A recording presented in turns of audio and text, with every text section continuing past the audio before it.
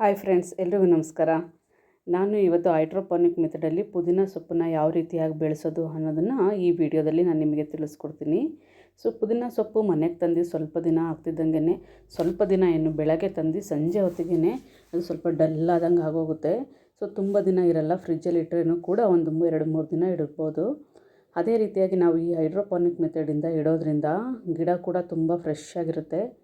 ಜೊತೆಗೆ ಎಲೆಗಳು ಕೂಡ ಫ್ರೆಶ್ ಆಗಿರುತ್ತೆ. ಕೆಳಗಡೆ ಗಿಡನೂ ಬೆಳೀತಾ ಇರುತ್ತೆ. ಮೇಲ್ಗಡೆ ನಮಗೆ ಬೇಕಾದಾಗ ಪುದೀನ ಕೂಡ ಕಟ್ ಮಾಡ್ಕೊಬೋದು. ಅದು ಯಾವ ರೀತಿ ಅಂತ ನೋಡೋಣ ಬನ್ನಿ.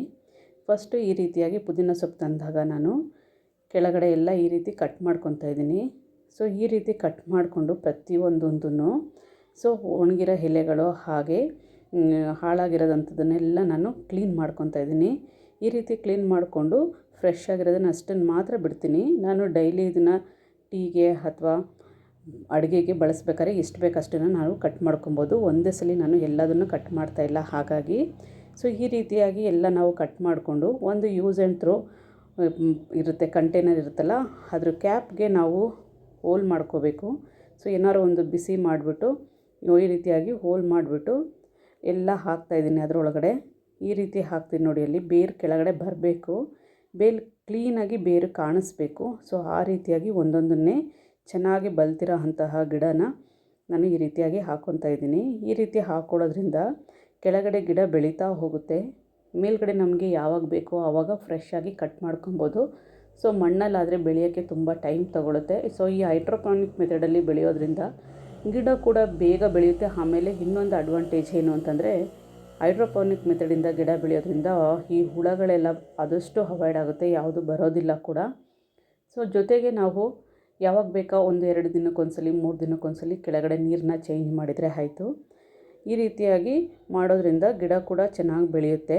ಜೊತೆಗೆ ಮಣ್ಣು ತೊಗೊಬಂದು ಬೆಳೆಸೋಕ್ಕೆಲ್ಲ ಕಷ್ಟ ಆಗುತ್ತೆ ಅನ್ನೋರು ಈ ರೀತಿಯಾಗಿ ನಾವು ಬೆಳೆಸ್ಕೊಬೋದು ನೋಡಿ. ಈ ರೀತಿಯಾಗಿ ಪ್ರತಿಯೊಂದನ್ನು ನಾನು ಎಷ್ಟು ಬೇಕೋ ಅಷ್ಟು ಅದನ್ನೆಲ್ಲ ನಾನು ಒಂದೊಂದು ಹಾಗೆ ಇಟ್ಬಿಟ್ಟು ಕಂಟೈನರ್ಗೆ ನೀರು ಹಾಕ್ತಾಯಿದ್ದೀನಿ. ಎಷ್ಟು ಬೇಕು ನಾವು ಅಷ್ಟು ನೀರು ಹಾಕ್ಬೋದು. ಅದು ಒಟ್ಟಾರೆ ಬೇರು ಅದಕ್ಕೆ ಟಚ್ ಆಗಬೇಕು. ಆ ರೀತಿಯಾಗಿ ನಾವು ನೀರು ಹಾಕಿಬಿಟ್ಟು ಈಗ ಕಟ್ಟಿರೋ ಅಂತಹ ಎಲ್ಲ ಕಡ್ಡಿಗಳನ್ನ ನಾನು ಅದರೊಳಗಡೆ ಕ್ಯಾಪ್ ಸಮೇತ ಇಡ್ತಾಯಿದ್ದೀನಿ. ಈ ರೀತಿ ನಾವು ಇಡೋದ್ರಿಂದ, ಅಂದರೆ ನೆರಳಲ್ಲಿ ಇಡಬೇಕಾಗುತ್ತೆ, ತುಂಬ ಬಿಸಿಲಲ್ಲಿ ಇಡಬಾರ್ದು ಇದನ್ನು. ಜೊತೆಗೆ ಒಂದು ಶ್ಯಾಡೋ ಬೆಳಕು ಬಿಡೋ ಕಡೆ ಇದನ್ನು ಇಡೋದ್ರಿಂದ ಗಿಡ ಕೂಡ ಫ್ರೆಶ್ ಆಗಿರುತ್ತೆ, ತುಂಬ ಚೆನ್ನಾಗಿ ಬರುತ್ತೆ. ಒಂದು 4-5 ದಿನ ಹಾಕ್ತಾ ಇದ್ದಂಗೆ ನಮಗೆ ಕೆಳಗಡೆ ಎಲ್ಲ ರೂಟ್ಸು ಕಾಣಿಸೋಕ್ಕೆ ಶುರುವಾಗುತ್ತೆ. ಸ್ವಲ್ಪ ಕಾಣಿಸುತ್ತೆ. ನಾವು ಪ್ರತಿ ಸಲ 2 ದಿನಕ್ಕೆ 3 ದಿನಕ್ಕೆ ಇಲ್ಲ ಅಂತಂದರೆ ವಾರಕ್ಕೆ ಒಂದು ಸಲಿನಾರು ನಾವು ನೀರನ್ನ ಚೇಂಜ್ ಮಾಡ್ತಾ ಇರಬೇಕು. ಅದಕ್ಕೆ ನಾವು ಇದಕ್ಕೆ ನ್ಯೂಟ್ರಿಷನ್ ಕೂಡ ಕೊಡಬೇಕಾಗುತ್ತೆ. ಈ ರೀತಿಯಾಗಿ ಕೊಡೋದ್ರಿಂದ ಈ ತರಕಾರಿ ಸಿಪ್ಪೆ, ಹಣ್ಣು ಸಿಪ್ಪೆ ಎಲ್ಲರದ್ದು ರಸ ಬರುತ್ತಲ್ಲ, ಆ ರಸನ ನಾವು ಫಿಲ್ಟ್ರ್ ಮಾಡಿ ಸ್ವಲ್ಪ ಇದಕ್ಕೆ ಹಾಕೋದ್ರಿಂದ ಕೂಡ ಇದಕ್ಕೆ ಒಳ್ಳೆ ನ್ಯೂಟ್ರಿಷನ್ ಸಿಗುತ್ತೆ. ಗಿಡ ಕೂಡ ತುಂಬ ಚೆನ್ನಾಗಿ ಬೆಳೆಯುತ್ತೆ ಕೂಡ. ನಾನು ಚೆನ್ನಾಗಿ ಬಲ್ತಿರೋ ಅಂಥ ಕೆಳಗಡೆಯಿಂದ ಎಲೆಗಳನ್ನ ಕಟ್ ಮಾಡ್ಕೊಂಡು ಹೋಗ್ತೀನಿ. ಆವಾಗ ನನಗೆ ಪ್ರತಿನಿತ್ಯ ಸಿಕ್ದಂಗೆ ಆಗುತ್ತೆ. ಗಿಡ ಕೂಡ ಕೆಳಗಡೆ ತುಂಬ ಚೆನ್ನಾಗಿ ಬರ್ತಾ ಹೋಗುತ್ತೆ. ಈ ರೀತಿ ನೀವು ಮಾಡೋದ್ರಿಂದ ಪುದೀನ ನಾವು ಯಾವಾಗ ಬೇಕು ಆವಾಗ ಬೇಕಂದಾಗ ಫ್ರೆಶ್ಶಾಗಿ ಯೂಸ್ ಮಾಡೋಕ್ಕೆ ಅನುಕೂಲ ಆಗುತ್ತೆ. 1 ವಾರ ಆಗಿದೆ ನೋಡಿ. 1 ವಾರದಲ್ಲಿ ಎಷ್ಟು ರೂಟ್ ಬಂದಿದೆ ಅಂತ ಕಾಣಿಸ್ತಾ ಇದೆ ನೋಡಿ, ವೈಟ್ ಕಲರು.